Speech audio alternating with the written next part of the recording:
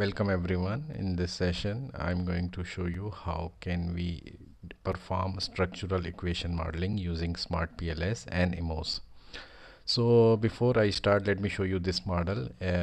This is the model we want to test in this series. We have two independent variables, person job fit, person organization fit. We have one dependent variable and we have one mediator, career commitment.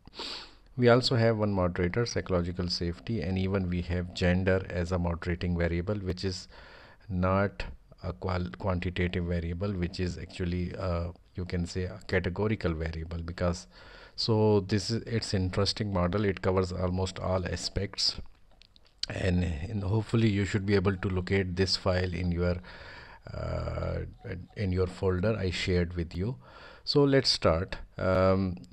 I'm going to make first we want to discuss three things here.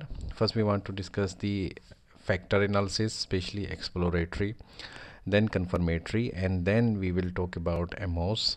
So of course structural equation modeling is useful because it's a second generation approach and you can do many different analysis.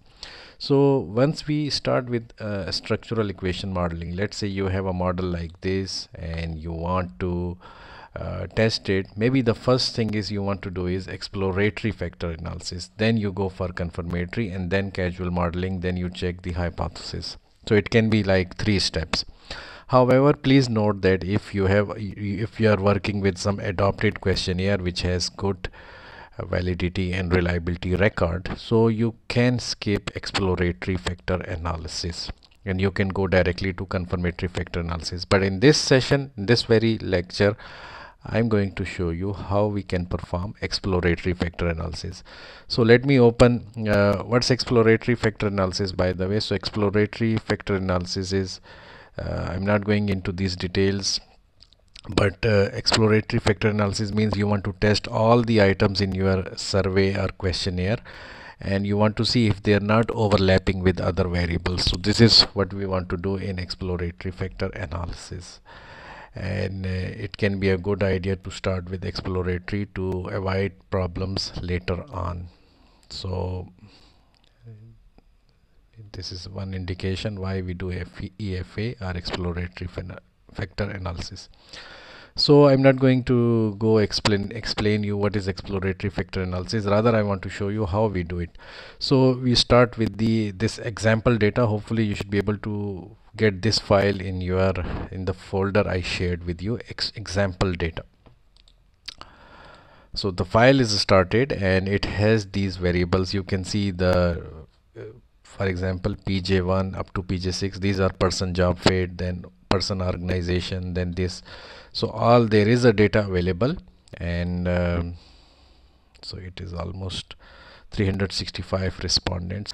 How we can do exploratory factor analysis? Very simple. We go to analyze, we go to dimension reduction, and we go to factor, and we want to include everything, all the variables and their items into this. But we don't need the gender, of course, gender, age or work. These are demographic questions in your survey. We don't want to do it.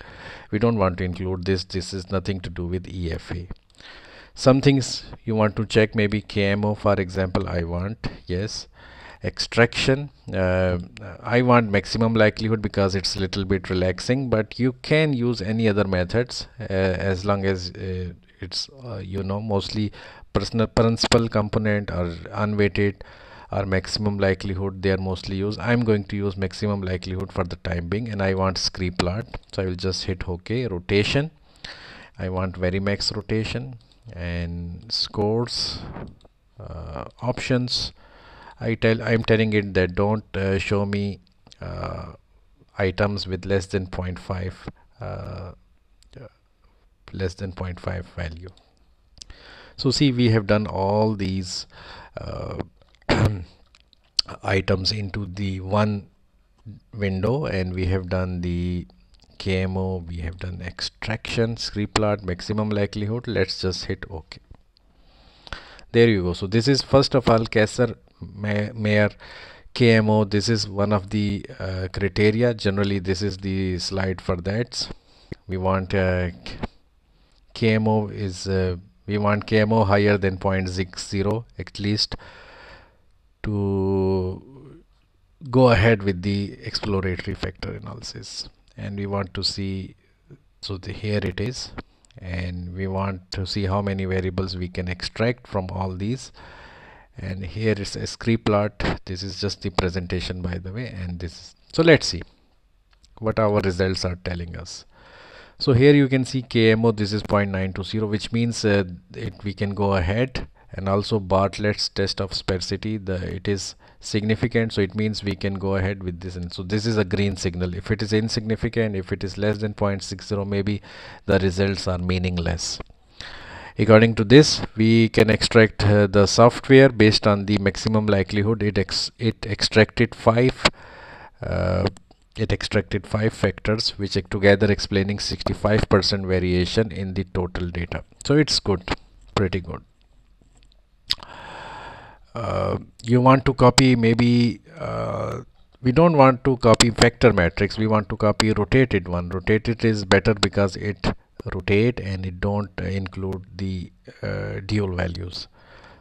So here we have rotated factors. So here you can see PJ1, 2, 3, 4, 5, 6, all of them are loading on the one single factor, which is an ideal situation. PO1, 2, 3 loading on another factor. So basically these values are related to this hidden construct or value. So yes, all of them are related with 1, and this value, this is the correlation between the item and the factor. So it should be more than 0.60 at least, maybe 0.70. Otherwise items with low factor loading, like this one in the red, this is a candidate for deletion. So all you want to do is you want to copy this one in your thesis or in your article, this table.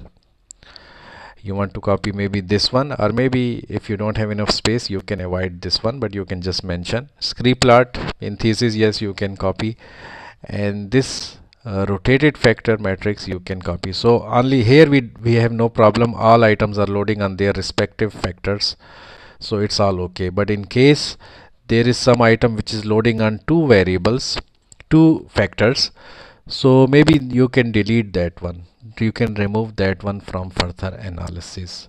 So let me show you in my example power world file. Hopefully you should be able to find this file in your folder. So you see this is the same values we are getting, and the rotated factor, it is the same one. So this is how you can explain this is how you can explain that the items are loading on their respective. For example, this one, in this example, this item is loading on 2, but because it is a very high value with its original variable and very less with the another one, so we ignore this one.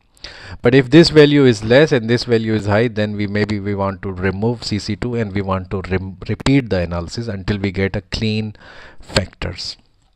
So I hope you like it. After we have done with the exploratory, the next step is confirmatory factor analysis. Thank you very much.